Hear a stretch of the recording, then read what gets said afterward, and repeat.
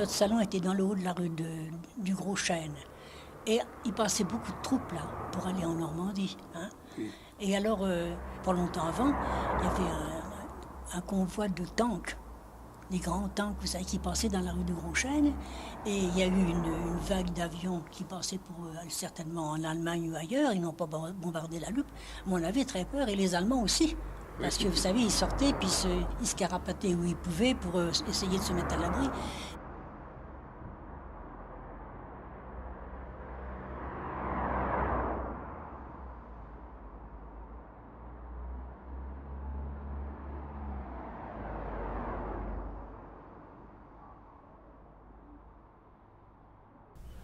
J'avais 9 ans à cette époque et nous habitions au 7 rue Bernard Borlier. Ce bombardement a eu lieu le soir entre 19h et 20h. Nous commencions à dîner et il faisait un temps superbe. Le soleil n'était pas encore couché, tout était bien ensoleillé, le ciel était bleu. Et nous avons commencé par entendre le bombardement de la forêt de Senonches. Alors nous sommes sortis dans la rue avec mes parents et les voisins.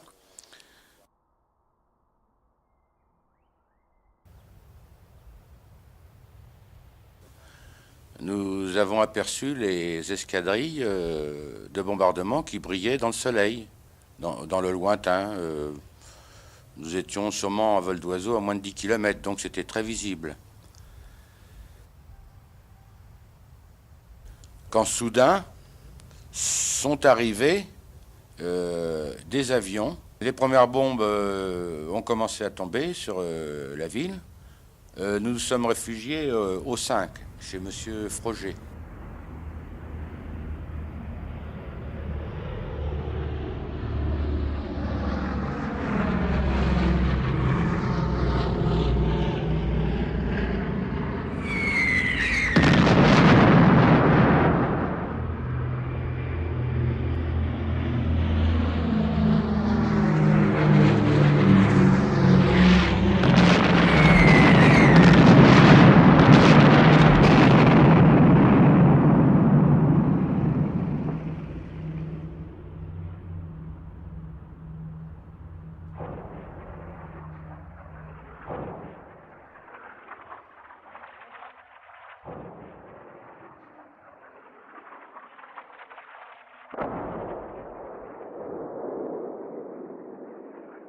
Je suis arrivée dans l'abri. Il y avait déjà quelques personnes. Et on est resté là jusqu'à ce que ça se termine, jusqu'à ce qu'on n'entende plus de bombes tomber. Oui. Ça semble pas s'arrêter.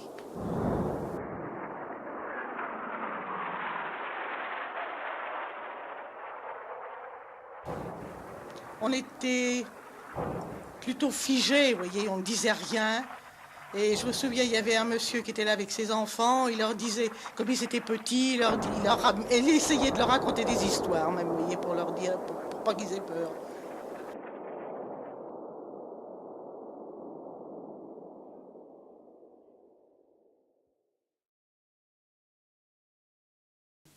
Quand on n'a plus entendu de bombes tomber, on a mis les dehors, quoi.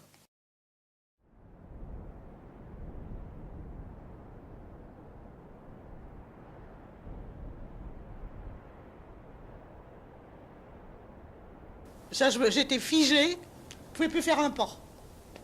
Je regardais tous ces décombres partout, ce silence après. Vous voyez, cette impression de ce silence après ce bruit qui vous avait tellement fait mal à la tête. Et puis, cette poussière. Ça, oui, c'était gris, pour moi, c'est ça. Et puis alors, je me suis dit, on a dit, c'est les Américains. Alors, pour moi, ça a été... Je vous assure qu'à ce moment-là, les Américains, j'étais en colère contre eux. Pour moi, je voyais que les dégâts matériels encore à ce moment-là, vous voyez. Je me suis dit, bon Dieu, ils viennent nous libérer, c'est ça.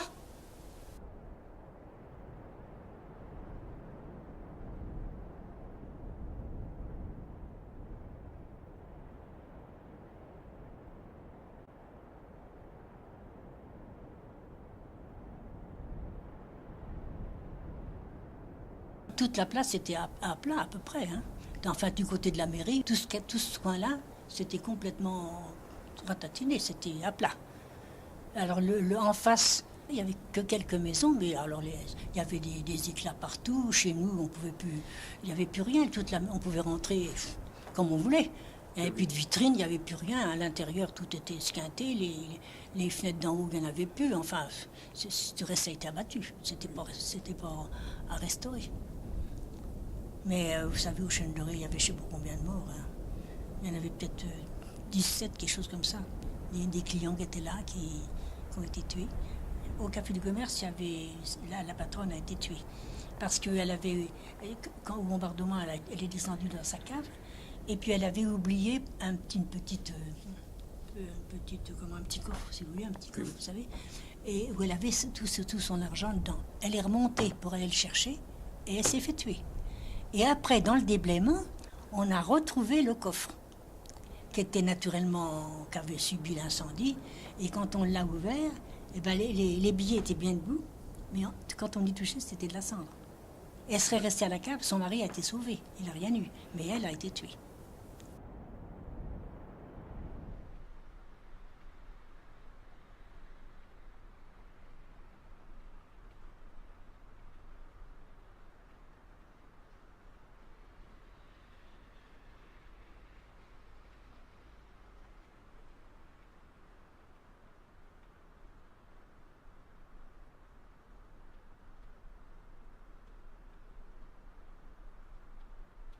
Je faisais partie des secouristes. Et alors, naturellement, il y avait donc, en principe, les blessés devaient être à l'hôpital, mais l'hôpital, qui était rue de la Gare, était pas assez grand, tellement il y avait de blessés. Alors, il y en avait quelques-uns qui étaient dans l'hôpital et d'autres qui étaient à l'école des filles. Alors là, vous savez, c'était effrayant et tout le monde était fou. Et puis, il y avait déjà des gens de ramassés qui étaient dans ces salles, par terre, avec un bras cassé. Alors, vous savez, elles avaient soif, elles réclamaient, elles appelaient, se croyaient chez elles. C'était vraiment pas beau à voir. Hein. Enfin, il y avait le docteur Morchouin, le docteur Laurent, il y avait monsieur Renaud Ledon, qui était vétérinaire, mais enfin, qui pouvait donner son mot pour la gravité des blessures, pour les expédier le plus vite possible, par ordre de gravité, dans les hôpitaux, naturellement. Enfin, alors là, ils ont établi la morgue, là, dans l'école des filles, dans la rue d'Abancourt, là. Tous ces morts-là étaient alignés par terre dans les classes. Et puis alors les familles venaient reconnaître les leurs, ben, c'était pas beau à voir. Hein.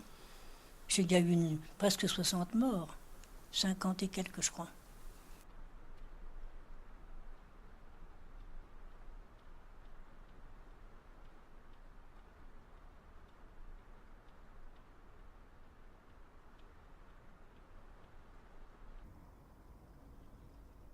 Et après, donc j'ai essayé de rentrer chez nous, j'ai retrouvé mes parents, et nous avons passé la nuit dans une tranchée, dans une maison, la rue Paul Deschanel, et au matin, on s'est éparpillés dans la campagne, on connaissait des gens du côté de la forêt de Montéco, par là, une petite fermette, là, et on est partis.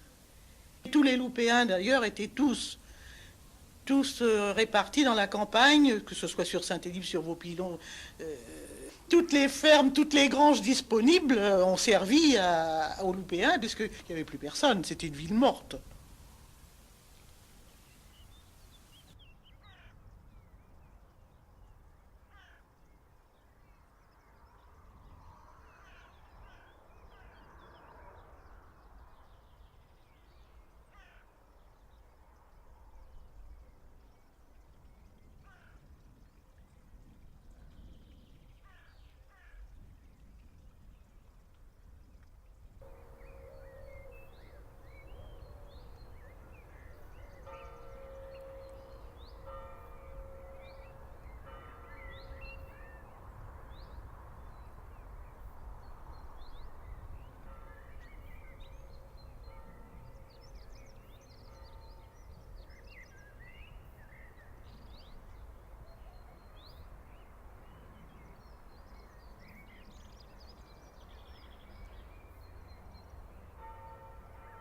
Les maires, Phraset, Vichères, Lagodène, Nogent, Nirmeng, 4 alertes aujourd'hui.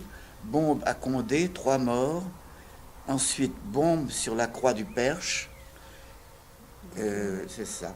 Et alors, à 21h30, bombe sur Senonches. Et le soir, bombardement de la Loupe. Le centre de la ville est détruit. 50 morts, 50 blessés, sans objectif militaire proprement dit. Pendant toute la nuit et le dimanche matin, c'est donc un samedi, oui, j'ai pris contact avec cette horreur la première fois de si près. La mairie et plusieurs conseillers, Lotte, deuxième adjoint, Petit Jouvet, que je connaissais, sont tués. 6 petits-enfants. Car auparavant, j'avais été chef de cabinet du préfet à Saint-Brieuc et j'avais vu les bombardements de Toulon, mais c'était anonyme pour moi. C'est pas des gens que je connaissais, pas une ville que je connaissais. Et alors j'ai retrouvé cela. Je suis allé à la Loupe toute la journée. Le 21 donc, mercredi, obsèques à 9h30, 54 cercueils très fleuris. Une foule triste, pour certains c'est trop. Monsieur Lebec, qui est un réfugié du Tréport, je crois, pauvre homme, les fagots, 6 ou 7, les limousins, 2 blessés, etc. Leurs 2 enfants tués. Ben voilà ce que je peux dire sur la Loupe, d'après mon agenda.